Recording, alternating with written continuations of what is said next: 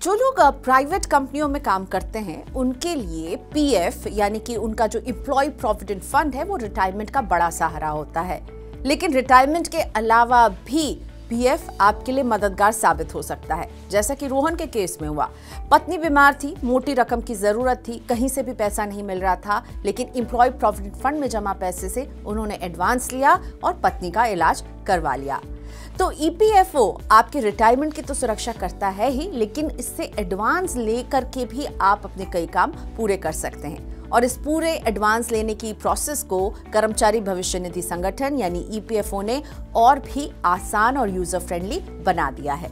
नमस्कार, मैं हूं प्रियंका संभव। मेरे साथ इस वीडियो में समझिए कि ईपीएफओ ने क्या कदम उठाए हैं एडवांस क्लेम लेने को लेकर। ईपीएफओ ने शादी, शिक्षा और घर के लिए ऑटो क्लेम सेटलमेंट की सुविधा शुरू की है। यही नहीं, ऑटो क्लेम सेटलमेंट की लिमिट भी अब बढ़ गई है। 50,000 रुपए से अब ये 1 लाख रुपए कर दी गई है। ईपीएफओ ने क्लेम सेटलमेंट का ऑटो मोड अप्रैल 2020 में शुरू किया था, जिसमें बीमारी के वक्त लोग एडवांस ले सकते थे। तब इसकी सीमा 50,000 रुपए पर ही फिक्स की गई थी।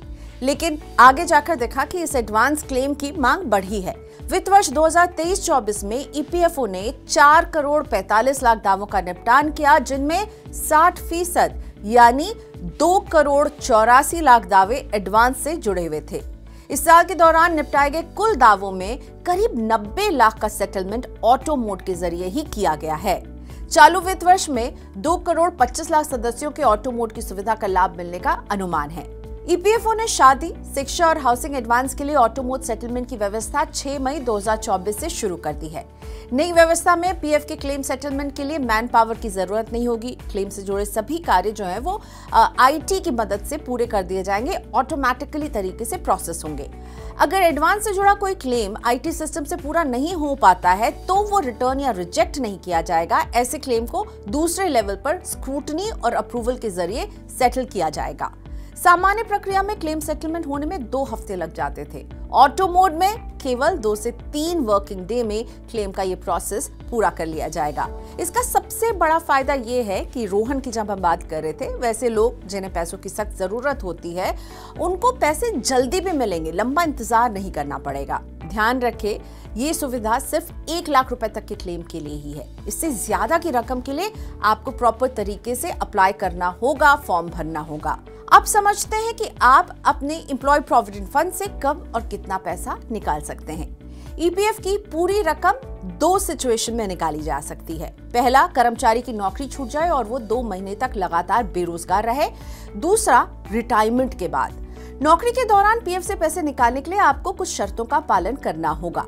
ईपीएफ सदस्य की खुद की, बच्चों की या बहन भाई की शादी है तो वो इस काम के लिए अपने पीएफ खाते से 50% तक रकम निकाल सकता है।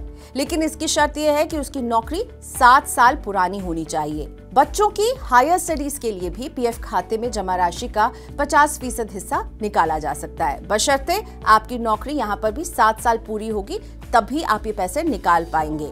पूरी नौकरी के दौरान इस सुविधा का लाभ 3 बार लिया जा सकता है।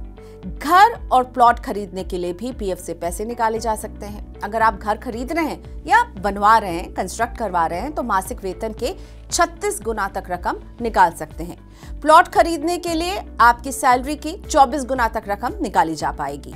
घर की मरम्मत के लिए निकासी के लिए सीमा मंथली सैलरी का 12 गुना तक है। लेकिन ये सुविधा तभी मिलेगी जब आपकी नौकरी 5 साल पुरानी हो। निकासी के नियम तो पता चल गए, अब जानिए पैसा निकालने का प्रोसेस क्या है। पीएफ खाते से अगर आप पैसे विड्रॉ करना चाहते हैं तो ऑफलाइन और ऑनलाइन दोनों तरीके से अप्लाई कर सकते हैं। आपका यूएएन और आधार लिंक होना चाहिए। वैसे पैसे निकालने के लिए आपको एम्प्लॉयर से किसी भी परमिशन की जरूरत नहीं होती है।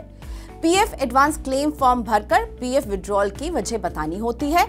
ऑनलाइन अप्लाई करने पर 7 दिन के अंदर आपको पैसा मिल जाना चाहिए। ऑफलाइन आवेदन करने पर 2 हफ्ते का वक्त लग सकता है। पीएफ खाते से पैसे निकालने के कई विकल्प जरूर मिलते हैं, लेकिन इसका मतलब ये नहीं है कि किसी भी छोटी मोटी जरूरत के लिए आप पीएफ का रुख करें। पीएफ रिटायरमेंट से जुड़ी योजना है। रिटायरमेंट से पहले तभी पैसा निकालें जब कोई और रास्ता आपको नहीं मिल रहा हो और बहुत जरूरी काम है जो उसको आपको पूरा करना जरूरी है।